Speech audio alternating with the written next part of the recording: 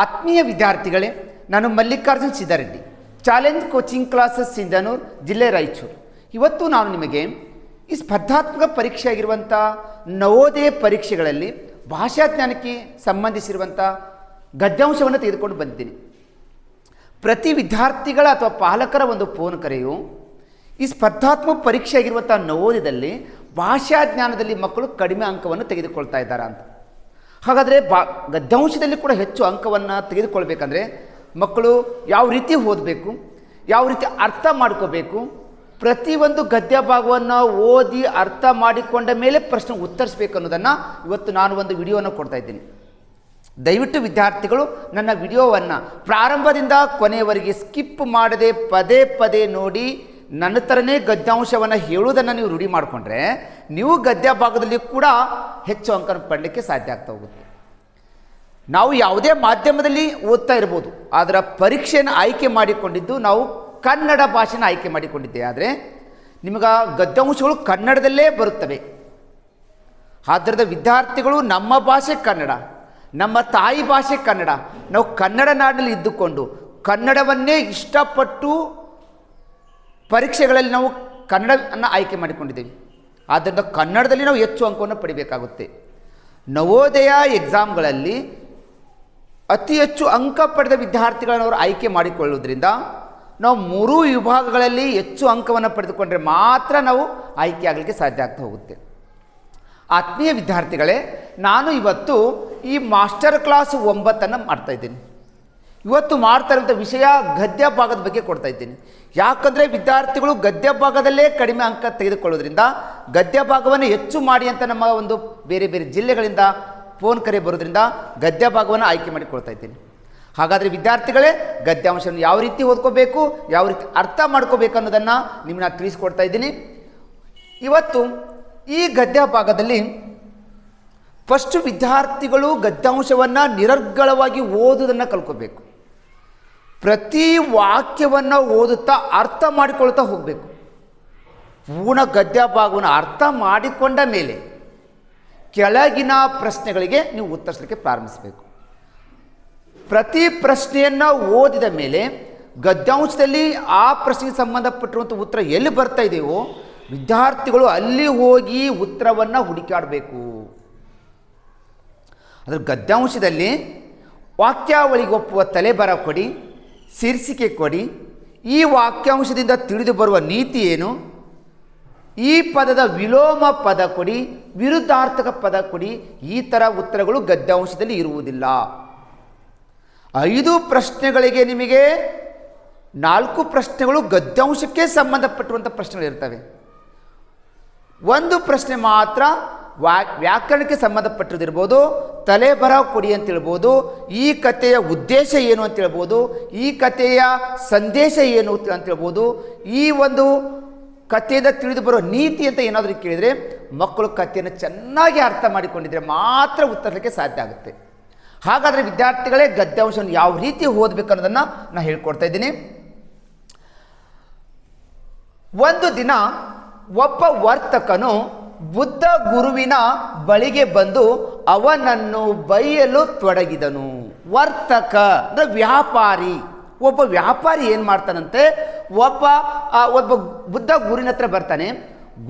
ಬುದ್ಧ ಗುರುವಿನ ಹತ್ರ ಬಂದು ಅವನನ್ನು ಅಸಹ್ಯವಾಗಿ ಬೈಗುಳದಿಂದ ಕೆಟ್ಟ ವರ್ತನೆಗಳಿಂದ ಏನು ಮಾಡ್ತಾನೆ, ಆ ಬುದ್ಧ ಗುರುವನ್ನು ಬೈಲಿಕ್ಕೆ ಸ್ಟಾರ್ಟ್ ಮಾಡ್ತಾನೆ ಒಬ್ಬ ವ್ಯಾಪಾರಿ ಅಥವಾ ವರ್ತಕ.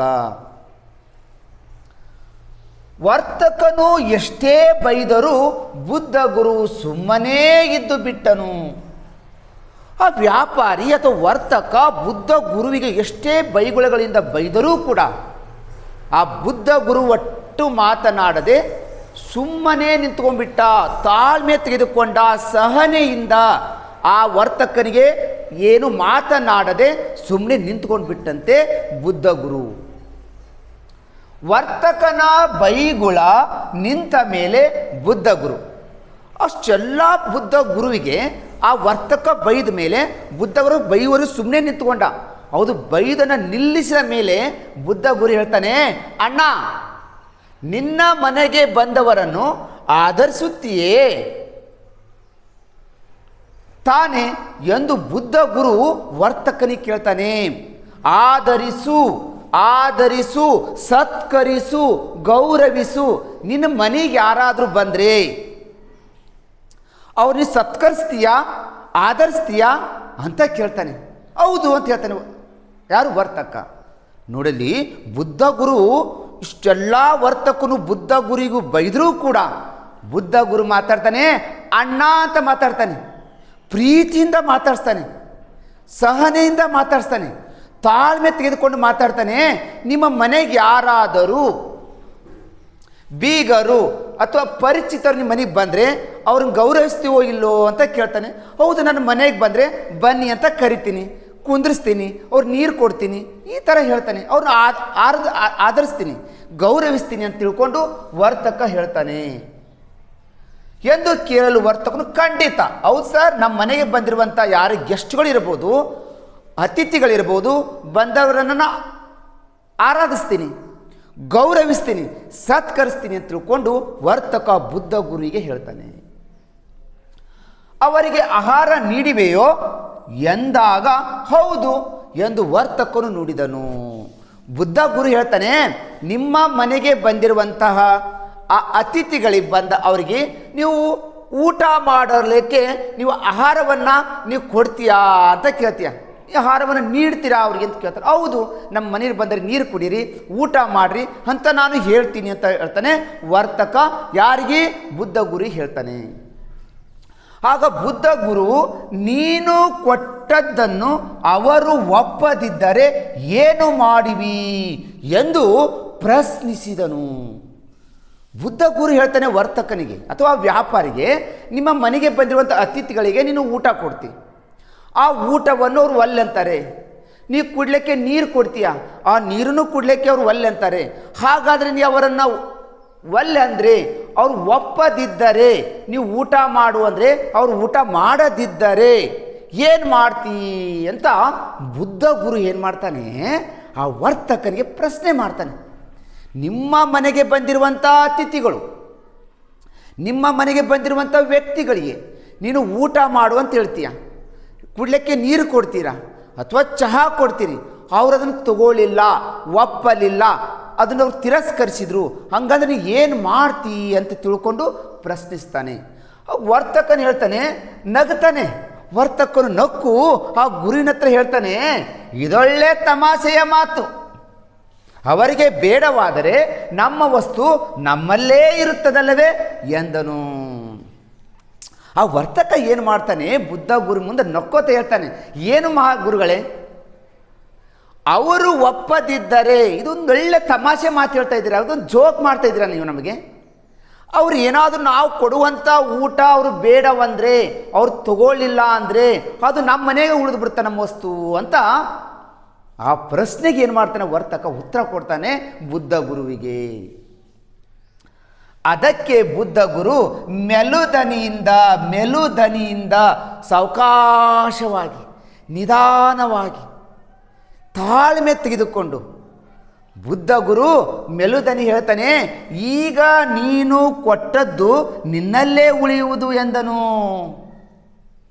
ವರ್ತಕನೇ, ವ್ಯಾಪಾರಿ, ಇಲ್ಲಿವರೆಗೆ ನೀವು ನನಗಿಷ್ಟು ಅಸಹ್ಯವಾಗಿ ಕೆಟ್ಟದ್ದಾಗಿ ಬೈಗುಳದಿಂದ ಇತ್ತನ ಬೈದೆಯಲ್ವಾ, ಆ ಬೈದದ್ದನ್ನು ನಾನು ಸ್ವೀಕರಿಸಿಲ್ಲ, ನಾನು ತೆಗೆದುಕೊಂಡಿಲ್ಲ, ನಾನು ಸುಮ್ಮನೆ ನಿಂತ್ಕೊಂಡ್ಬಿಟ್ಟಿದ್ದೀನಿ.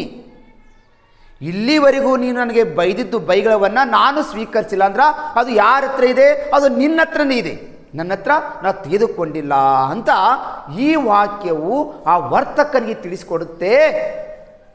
ಮೆಲುದನಿಯಿಂದ ಈಗ ನೀನು ಕೊಟ್ಟದ್ದು ಅಂದರೆ ಇಲ್ಲಿವರೆಗೆ ನೀನು ನನಗೆ ಬೈದಿಯಲ್ಲ, ಆ ಬೈದಿದ್ದು ನಿನ್ನಲ್ಲೇ ಉಳಿಯುವುದು ಎಂದನು. ಇದನ್ನು ಕೇಳಿದ ವರ್ತಕನಿಗೆ ನಾಚಿಕೆ ಆಗುತ್ತೆ, ಅಸಹ್ಯ ಆಗುತ್ತೆ. ಒಬ್ಬ ಸಣ್ಣ ವ್ಯಾಪಾರಿ ಒಬ್ಬ ಬುದ್ಧ ಗುರುವಿನ ಇದ್ರಿಗಿಷ್ಟೆಲ್ಲ ಅಪಹಾಸ್ಯ, ಅವನಿಗೆ ಅಸಹ್ಯ ಮಾಡ್ತಾ ಇರೋದನ್ನು ನೋಡಿಕೊಂಡಾಗ ನಾಚಿಕೆಯಾಗಿ ಮುಂದೆಂದೂ ಕೆಟ್ಟ ಮಾತನಾಡುವುದಿಲ್ಲ ಅಂತ ಹೇಳ್ತಾನೆ.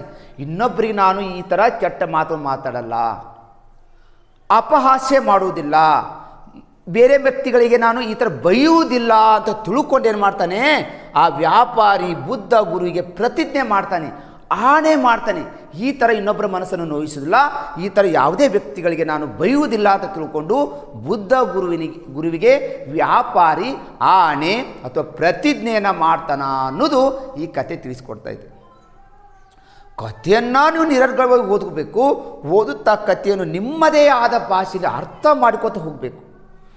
ಯಾವಾಗ ನಿಮಗೆ ಇಡೀ ಕತೆ ಅರ್ಥ ಆಗುತ್ತವೋ ಈಗ ಕೆಳಗಿನ ಪ್ರಶ್ನೆಗಳನ್ನು ಓದ್ಕೋಬೇಕು. ಆ ಪ್ರಶ್ನೆಗೆ ಸಂಬಂಧಪಡುವಂಥ ಉತ್ತರವನ್ನು ನೀವು ಹುಡುಕಾಡ್ತಾ ಹೋಗಬೇಕಾಗುತ್ತೆ.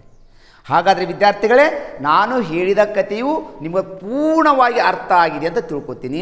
ನಂತರನೇ ಓದೋದನ್ನು ಕಲ್ತ್ಕೊಳ್ಳಿ, ನಂತರನೇ ವಿವರಣೆ ಮಾಡೋದನ್ನು ನೀವು ಕಲ್ತ್ಕೊಂಡ್ರೆ ಈಗ ಎಲ್ಲ ಪ್ರಶ್ನೆಗೂ ನಾವು ಸರಿ ಉತ್ತರವನ್ನು ಉತ್ತರಿಸ್ಬೋದು ಅಂತ ಹೇಳುತ್ತಾ ಮೊದಲನೆಯ ಪ್ರಶ್ನೆ ಕೊಡ್ತಾ ಇದ್ದೀನಿ. ಪ್ರಶ್ನೆ ಸಂಖ್ಯೆ 1. ಒಂದನೇ ಪ್ರಶ್ನೆ ನೋಡ್ರಿ ಏನಿದೆ. ವರ್ತಕನು ಬೈಯುತ್ತಿರುವಾಗ ಬುದ್ಧ ಗುರು ಏನು ಮಾಡ್ತಾ ಇದ್ದ?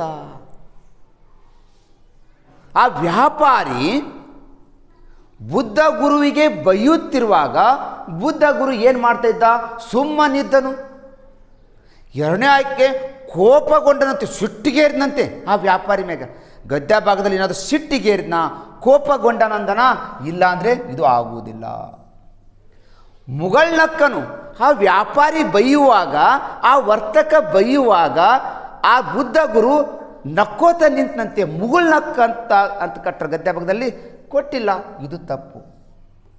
ಅವನಿಗೆ ಅನ್ನವಿಟ್ಟನು ಅಂತ ಕೊಟ್ಟಿಲ್ಲ ಗದ್ಯ ಭಾಗದಲ್ಲಿ. ವರ್ತಕನು ಎಷ್ಟೇ ಬೈದರು ಬುದ್ಧ ಗುರುವು ಸುಮ್ಮನಿದ್ದನು ಅಂತ ಗದ್ಯ ಭಾಗದಲ್ಲಿ ಮೊದಲೇ ಲೈನ್ದಲ್ಲಿ ಕೊಟ್ಟಿರೋದ್ರಿಂದ ಸರಿಯಾದ ಆಯ್ಕೆ 1 ಸರಿಯಾಗುತ್ತೆ. ಈ ಪ್ರಶ್ನೆ ಓದ್ಕೊಂಡ ಮೇಲೆ ಇದ್ರ ಉತ್ತರವನ್ನು ಗದ್ಯ ಭಾಗದಲ್ಲಿ ಹೋಗಿ ಹುಡುಕಾಡ್ರಿ, ನಿಮ್ಮ ಮೊದಲೇ ಲೈನ್ದಲ್ಲಿನೇ ಕೊಟ್ಬಿಟ್ಟಿದ್ದಾರೆ ಇದ್ರ ಉತ್ತರ. ಈ ಥರ ವಿದ್ಯಾರ್ಥಿಗಳು ಪ್ರತಿ ಪ್ರಶ್ನೆಯನ್ನು ಗದ್ಯಾಂಶದಲ್ಲಿ ಹೋಗಿ ನೀವು ಎಲ್ಲಿ ಅದ್ರ ಉತ್ತರ ಬರ್ತಾ ಇದೆಯೋ ಅಲ್ಲಿ ನೋಡಿಕೊಂಡ್ರೆ ಗದ್ಯ ಭಾಗದಲ್ಲಿನೂ ಕೂಡ ನೀವು ಹೆಚ್ಚು ಅಂಕವನ್ನು ಪಡಲಿಕ್ಕೆ ಸಾಧ್ಯ ಆಗ್ತಾ ಇದೆ. ಓಕೆ ವಿದ್ಯಾರ್ಥಿಗಳೇ, ಹಾಗಾದ್ರೆ ಈ ಪ್ರಶ್ನೆಗೆ ನೀವು ಸರಿ ಉತ್ತರ ಕೊಟ್ಟಿರಿ ಅಂತ ಅನ್ಕೋತಾ ಇದ್ದೀನಿ. ಹಾಗಾದರೆ ನೆಕ್ಸ್ಟ್ ಪ್ರಶ್ನೆ ಕೊಡ್ತಾ ಇದ್ದೀನಿ. ಪ್ರಶ್ನೆ ಸಂಖ್ಯೆ 2. ಎರಡನೇ ಪ್ರಶ್ನೆ ನೋಡ್ರಿ ಏನಿದೆ. ವರ್ತಕನು ಬಗೆಯಾಗಿ ಬೈದರೂ ಅವನನ್ನು ಅಣ್ಣ ಎಂದು ಕರೆಯುವಲ್ಲಿ ತೋರುವುದು ಬುದ್ಧ ಗುರುವಿನ. ಗದ್ಯ ಭಾಗದಲ್ಲಿ ಬಂದಿದೆ. ಆ ವರ್ತಕನು ಏನು ಮಾಡ್ತಾನೆ? ಬುದ್ಧ ಗುರುವಿಗೆ ಸಿಕ್ಕಾಪಟ್ಟೆ ಬೈಗುಳದಿಂದ ಬೈತಾನೆ. ಆದರೆ ಬುದ್ಧ ಗುರು ಸುಮ್ಮನೇ ಇದ್ದ, ಸಹನೆಯಿಂದ ಇದ್ದ, ತಾಳ್ಮೆಯಿಂದ ಇದ್ದ. ಹಂಗಂದ್ರ ಈ ಪ್ರಶ್ನೆಗೆ ಉತ್ತರ ಕೊಡಬೇಕಂದ್ರೆ ಗದ್ಯ ಭಾಗವನ್ನು ಪೂರ್ಣವಾಗಿ ನಿಮ್ಗೆ ಅರ್ಥ ಆಗಿರಬೇಕು ಅಂತ ಹೇಳ್ತಾ ಇದ್ದೇನೆ. ಪ್ರಶ್ನೆ ವರ್ತಕನು ಬಗೆಯಾಗಿ ಬೇರೆ ಬೇರೆ ರೀತಿಯಿಂದ ಬೇರೆ ಬೇರೆ ಬೈಗುಳಗಳಿಂದ ಆ ಬುದ್ಧ ಗುರುವಿಗೆ ಬೈದರೂ ಕೂಡ ಆ ಬೈಗುಳ ನಿಂತ ಮೇಲೆ ಬುದ್ಧ ಗುರು ಹೇಳ್ತಾನೆ ಅಣ್ಣ ಅಂತ ಪದವನ್ನು ಬಳಸ್ತಾನೆ.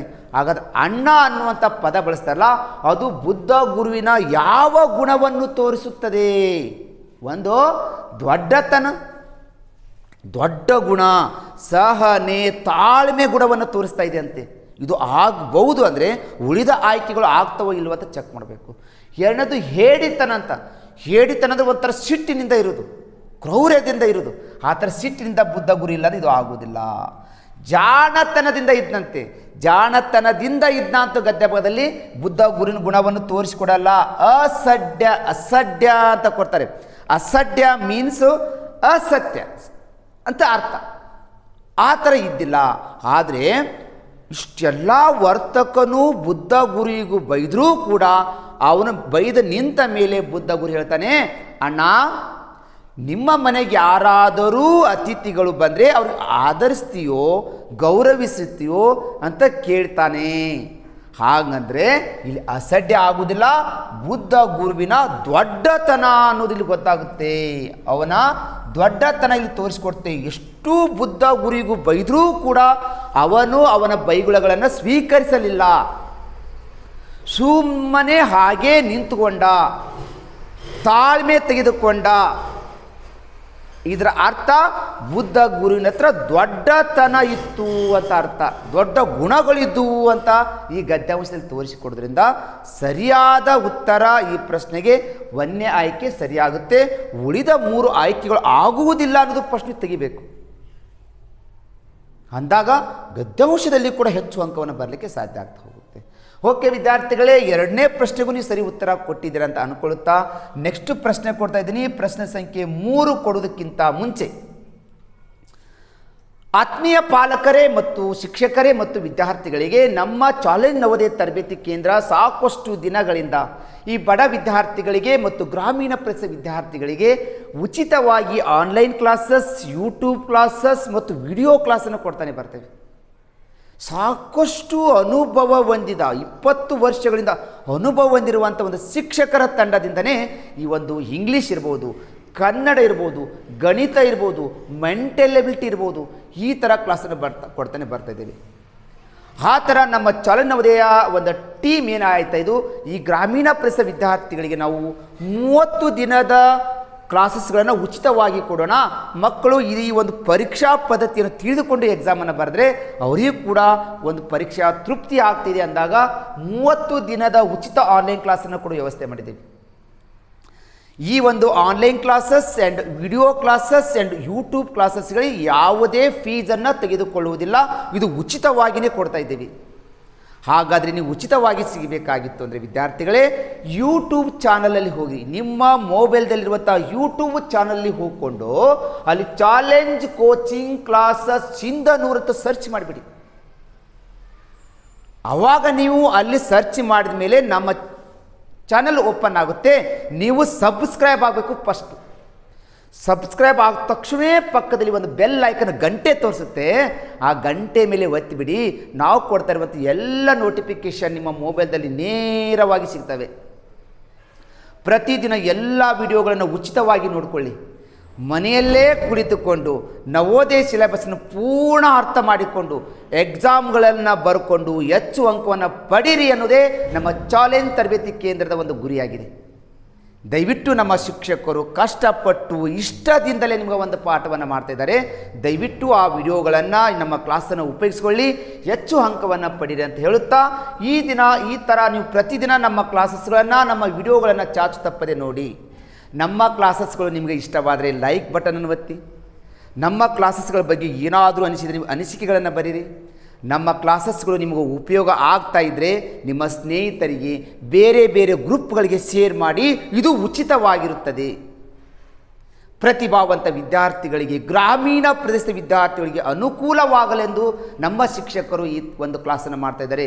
ದಯವಿಟ್ಟು ಶಿಕ್ಷಕರು ಮತ್ತು ಪಾಲಕರು ಬೇರೆ ಬೇರೆ ಗ್ರೂಪ್ಗಳಿಗೆ ಶೇರ್ ಮಾಡಿ ಅಂತ ಹೇಳುತ್ತಾ ನೆಕ್ಸ್ಟ್ ಪ್ರಶ್ನೆ ಕೊಡ್ತಾ ಇದ್ದೀನಿ. ಪ್ರಶ್ನೆ ಸಂಖ್ಯೆ 3. ಪ್ರಶ್ನೆ ಸಂಖ್ಯೆ 3 ನೋಡಿ ಏನಿದೆ. ಪ್ರಶ್ನೆ ಸಂಖ್ಯೆ 3ರಲ್ಲಿ ವರ್ತಕನು ಬುದ್ಧ ಗುರುವನ್ನು ಬೈಯಲು ನಿಲ್ಲಿಸಿದ್ದೇಕೆಂದರೆ, ಬುದ್ಧ ಗುರು ಬಂದು ನಿಂತ್ಕೊತಾನೆ, ಆ ವರ್ತಕ ಆ ವ್ಯಾಪಾರಿ ಸಿಕ್ಕಾಪಟ್ಟೆ ಬೈತಾನೆ. ತನ್ನ ಬೈಗುಳಗಳಿಂದ ಕೆಟ್ಟ ಮಾತುಗಳಿಂದ ಬೈದರೂ ಕೂಡ ಬುದ್ಧ ಗುರು ಸುಮ್ಮನೆ ನಿಂತ್ಕೊತಾನೆ, ತಾಳ್ಮೆ ತಗೋತಾನೆ, ಸಹನೆ ತಗೋತಾನೆ. ಆ ಎಷ್ಟು ವರ್ತಕ ಬೈದರೂ ಕೂಡ ಆ ಬುದ್ಧ ಗುರು ಸಿಟ್ಟಿಗಿರಲಿಲ್ಲ. ಲಾಸ್ಟು ಕೊನೆಗೆ ಆ ವರ್ತಕನೇ ತನ್ನ ಬೈಯುವುದನ್ನು ನಿಲ್ಲಿಸ್ತಾನೆ. ಯಾಕೆ ಅಂತ ಪ್ರಶ್ನೆ ಮಾಡ್ತಾ ಇದ್ದಾರೆ. ಪ್ರಶ್ನೆಗಳನ್ನು ಕರೆಕ್ಟಾಗಿ ಅರ್ಥ ಮಾಡ್ಕೋಬೇಕು. ವರ್ತಕ ಅಥವಾ ವ್ಯಾಪಾರಿ ಬುದ್ಧ ಗುರುವನ್ನು ಬೈಯಲು ನಿಲ್ಲಿಸಿದ್ದೇಕೆಂದರೆ ಯಾಕೆ ಬೈಯುವುದನ್ನು ನಿಂದಿರಿಸಿದ ಅಂತ ಕೇಳ್ತಾ ಇದ್ದಾನೆ. ಒಂದೊಂದೇ ಆಯ್ಕೆಯನ್ನು ನೀವು ತೆಗಿಬೇಕು, ಆಗಲಾರ್ದು. ಒಂದನೇದು, ಇವನನ್ನು ಬೈದು ಪ್ರಯೋಜನ ಇಲ್ಲ ಅಂದ್ಕೊಂಡಂತೆ. ಆ ವರ್ತಕ ಈ ಬುದ್ಧ ಗುರಿಗೆ ಎಷ್ಟು ಬೈದರೂ ವೇಸ್ಟು, ಇವ ಮಾತಾಡಲ್ಲ, ಇದು ಬೈದರೂ ಎಲ್ಲ ಪ್ರಯೋಜನ ಇಲ್ಲ ಅಂತ ಅಂದ್ಕೊಂಡಂತ. ಗದ್ಯ ಭಾಗದಲ್ಲಿ ಪ್ರಯೋಜನ ಇಲ್ಲ ಅಂತ ಏನಾದರೂ ಕೊಟ್ಟಿಲ್ಲ ಅಂದರೆ ಇದು ತಪ್ಪು ಹೋಯ್ತು ಈ ಒಂದು ಆಯ್ಕೆ. ಎರಡನೇದು, ಬೈದು ತಾನೇ ಸುಸ್ತಾಗಿ ಹೋದ. ಬೈದು ಸಾಕಾಯ್ತಂತೆ. ಅವನಿಗೆ ಬೈದು ಸಾಕಾಯ್ತು, ಸುಸ್ತಾಯಿತು, ಅದಕ್ಕೆ ಬೈದನ್ನು ನಿಲ್ಲಿಸಿದಂಥ ಗದ್ಯ ಭಾಗದಲ್ಲಿ ಹೇಳಿದ್ದಾನ. ಹೇಳಿಲ್ಲ ಅಂದರೆ ಈ ಆಯ್ಕೆನೂ ಕೂಡ ತಪ್ಪು. 3ನೇ ಆಯ್ಕೆ, ಆ ವರ್ತಕನು ಬುದ್ಧ ಗುರುವಿಗೆ ಎಷ್ಟೇ ಬೈದರೂ ಕೂಡ ಬುದ್ಧ ಗುರು ಸುಮ್ಮನಿದ್ದ ಅಂತ ಗದ್ಯ ಭಾಗದಲ್ಲಿ ಕೊಟ್ಟಿದ್ದಾನಂದರೆ ಈ ಆಯ್ಕೆ ಸರಿ ಆಗ್ತಾ ಇದೆ ಅನ್ನೋದಾದರೆ 4ನೇ ಆಯ್ಕೆ ಯಾಕೆ ತಪ್ಪಾಗ್ತಾ ಇದೆ ಅನ್ನೋದನ್ನು ನೋಡ್ಕೋಬೇಕು. 4ನೇ ಆಯ್ಕೆ ಬರ್ತಾ ಇದ್ದೀನಿ, ಈತನಿಗೆ ಅಂದರೆ ವರ್ತಕನಿಗೆ ತನ್ನ ಬಗ್ಗೆ ನಾಚಿಕೆ ಆಯ್ತಂತೆ, ಅವನಿಗೆ ಅಸಹ್ಯ ಆಯ್ತಂತೆ, ಅವನು ನಾಚಿಕೆ ಆಯಿತು, ಅದಕ್ಕೆ ಬುದ್ಧ ಗುರುವಿಗೆ ಬೈದು ನಿಂದಿರಿಸಿದ ಅಂತ ಗದ್ಯ ಬದಲು ಕೊಟ್ಟಿಲ್ಲ ಅಂದರೆ ಇದು ತಪ್ಪು. ಹಾಗಾದರೆ ವಿದ್ಯಾರ್ಥಿಗಳೇ 1ನೇ ಆಯ್ಕೆ 2ನೇ ಆಯ್ಕೆ 4ನೇ ಆಯ್ಕೆ ತಪ್ಪಾಗ್ತಾ ಇದೆ ಅಂದರೆ 3ನೇ ಆಯ್ಕೆ ಸರಿ ಆಗ್ತಾ ಇದೆ ಅಲ್ವೋ? ಮತ್ತೊಂದು ಬಾರಿ ಚೆಕ್ ಮಾಡೋಣ.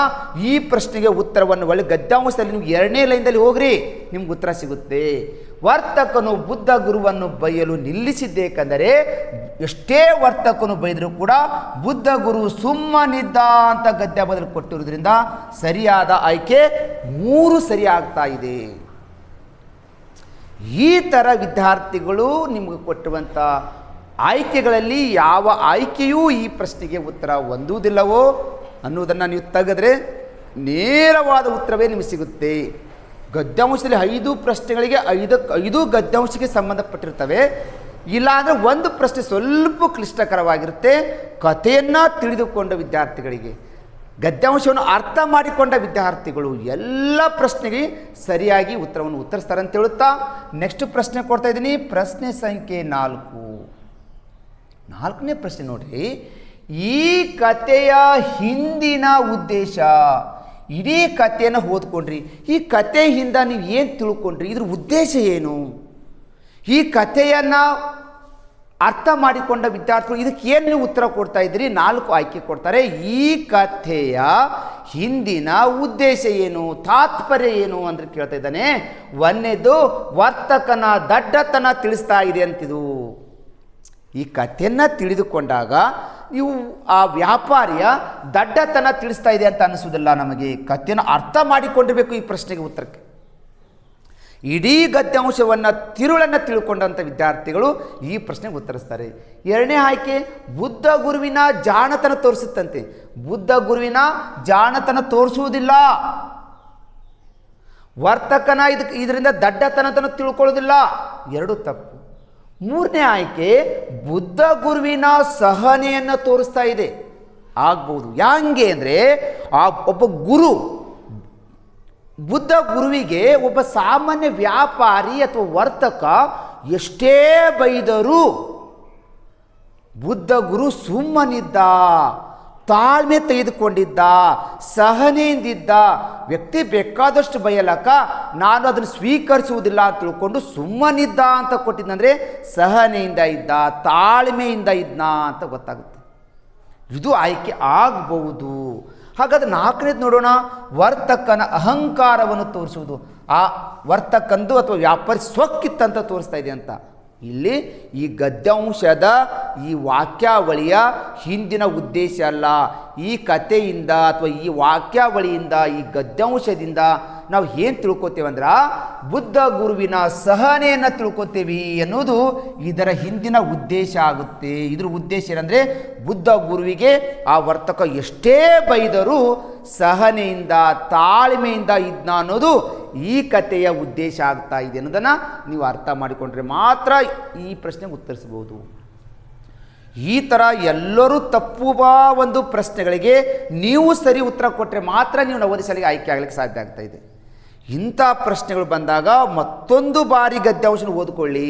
ನಿಮಗೆ ಸಾಕಷ್ಟು ಸಮಯ ಇರ್ತಾ ಇದೆ.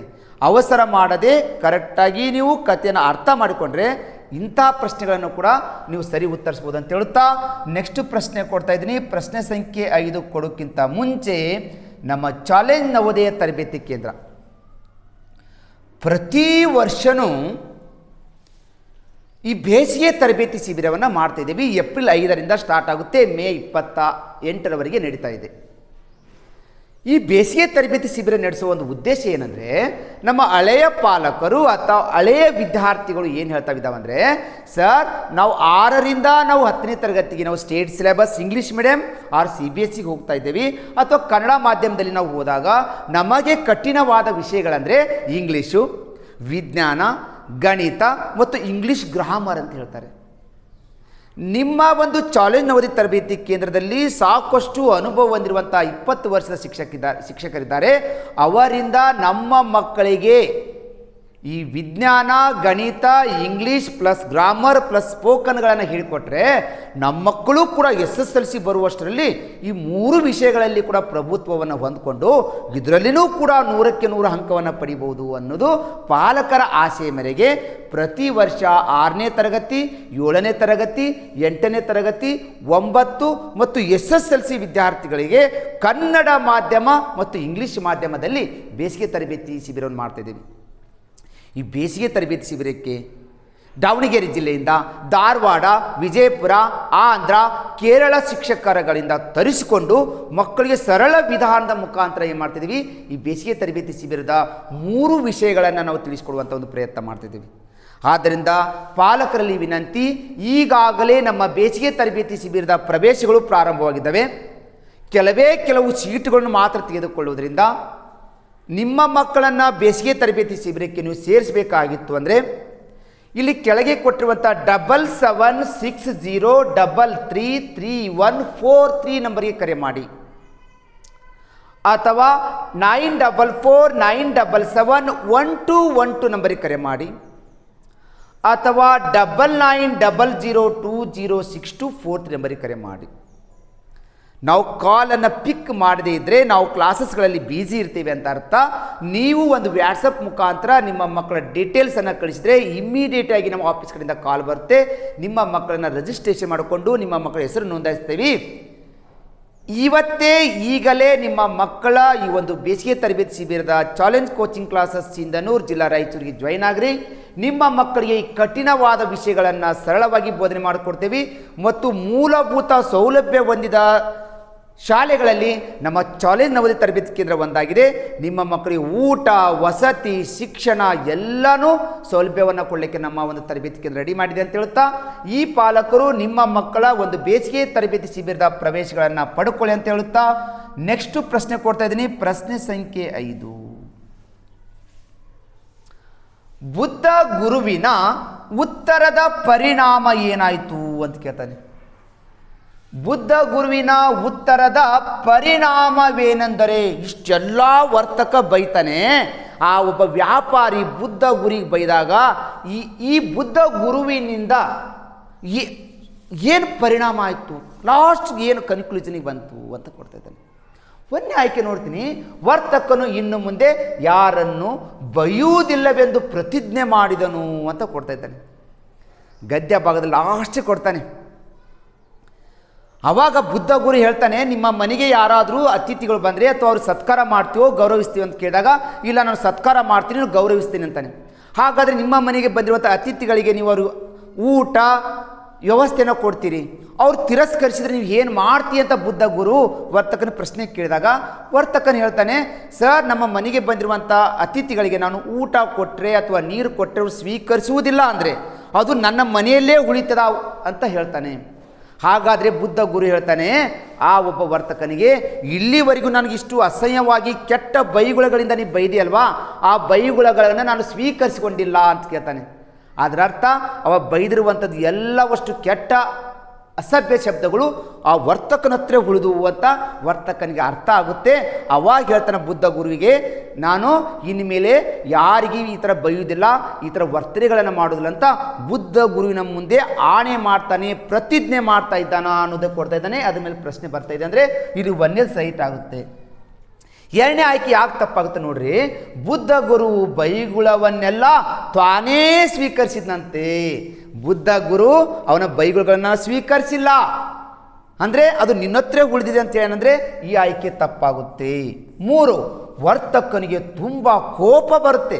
ವರ್ತಕನಿಗೆ ಕೋಪ ಬಂತು, ಸಿಟ್ಟು ಬಂತು ಅಂತ ಗದ್ಯ ವಂಶದಲ್ಲಿ ಹೇಳಿಲ್ಲ. ಆದ್ದರಿಂದ ಇದು ತಪ್ಪು. ಬುದ್ಧ ಗುರು ಸುಮ್ಮನಿದ್ದನು. ಬುದ್ಧ ಗುರುವಿನ ಉತ್ತರದ ಪರಿಣಾಮದಿಂದ ಬುದ್ಧ ಗುರು ಸುಮ್ಮನಿದ್ದನು ಆಗುವುದಿಲ್ಲ.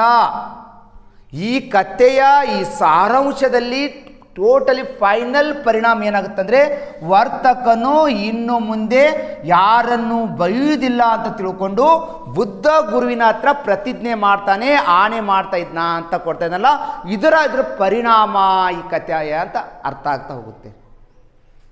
ಓಕೆ ವಿದ್ಯಾರ್ಥಿಗಳೇ, ಇವತ್ತು ಒಂದು ಚೆನ್ನಾಗಿರುವಂಥ ಗದ್ಯಾಂಶ ತೆಗೆದುಕೊಂಡು ನಿಮಗೆ ಅರ್ಥವಾಗುವಂಗ ಇಡೀ ಕಥೆಯನ್ನು ಹೇಳಿ 5 ಪ್ರಶ್ನೆಗಳಿಗೆ ನಾನು ಸರಿಯಾಗಿ ಉತ್ತರ ಕೊಟ್ಟಿದ್ದೀನಿ. ನೀವು ಆ ಎಲ್ಲ ಕಥೆಯನ್ನು ಅರ್ಥ ಮಾಡಿಕೊಂಡಿದ್ದೀರಿ, ನನ್ನ ಕಥೆಯನ್ನು ಚೆನ್ನಾಗಿ ತಿಳ್ಕೊಂಡಿದ್ದೀರಾ ಅಂತ ನಾನು ಭಾವಿಸ್ತಾ ಇದ್ದೀನಿ. ದಯವಿಟ್ಟು ವಿದ್ಯಾರ್ಥಿಗಳು ಈ ಥರ ಒಂದು ನಮ್ಮ ಚಾಲೆಂಜ್ ನವೋದಯ ತರಬೇತಿ ಕೇಂದ್ರದಿಂದ ಕೊಡ್ತಾ ಇರುವಂಥ ಎಲ್ಲ ಕ್ಲಾಸಸ್ ಉಪಯೋಗಿಸ್ಕೊಳ್ಳಿ.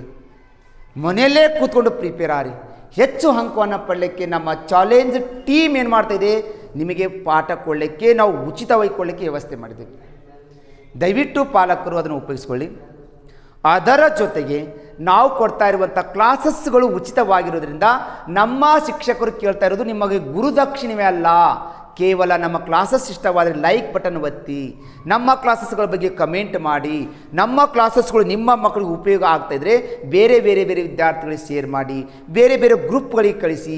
ಒಟ್ಟಾರೆಯಾಗಿ ನವೋದಯ ಪರೀಕ್ಷೆ ಬರೆಯುವಂಥ ಪ್ರತಿ ಜಿಲ್ಲೆ ವಿದ್ಯಾರ್ಥಿಗಳು ಈ ನಮ್ಮ ಕ್ಲಾಸಸ್ಗಳನ್ನು ಉಪಯೋಗಿಸಿಕೊಂಡು ನವೋದಯದಲ್ಲಿ ಹೆಚ್ಚು ಅಂಕವನ್ನು ಪಡೆದುಕೊಂಡು ಆಯ್ಕೆ ಆಗಲಿ ಅನ್ನೋದು ನಮ್ಮ ಒಂದು ಚಾಲೆಂಜ್ ನವೋದಯ ತರಬೇತಿ ಕೇಂದ್ರದ ಕನಸಾಗಿದೆ. ಆದ್ದರಿಂದ ಇನ್ನೂ ಯಾರು ನಮ್ಮ ಒಂದು ಚಾಲೆಂಜ್ ನವೋದಯ ತರಬೇತಿ ಕೇಂದ್ರದ ಉಚಿತ ಕ್ಲಾಸಸ್ ಬೇಕಾದರೆ ಬೇಗನೆ ಸಬ್ಸ್ಕ್ರೈಬ್ ಆಗಿರಿ. ನಮ್ಮ ಕ್ಲಾಸಸ್ಗಳು ಇಷ್ಟವಾದರೆ ಲೈಕ್ ಬಟನ್ ಒತ್ತಿ, ನಾವು ಕ್ಲಾಸಸ್ಗಳು ನಿಮಗೆ ಉಪಯೋಗ ಆದರೆ ಬೇರೆ ಬೇರೆ ಗ್ರೂಪ್ಗಳಿಗೆ ಶೇರ್ ಮಾಡಿ ಅಂತ ಹೇಳುತ್ತಾ, ನನ್ನ ಕ್ಲಾಸನ್ನು ಪ್ರಾರಂಭದಿಂದ ಕೊನೆಯವರೆಗೆ ಸ್ಕಿಪ್ ಮಾಡದೆ ನೋಡಿ ನನ್ನ ಕ್ಲಾಸನ್ನು ಉಪಯೋಗಿಸ್ಕೊಳ್ಳಿ ಅಂತ ಹೇಳುತ್ತಾ ಇಲ್ಲಿಗೆ ನನ್ನ ಈ ಕ್ಲಾಸನ್ನು ಮುಗಿಸ್ತಾ ಇದ್ದೀನಿ. ವಂದನೆಗಳು.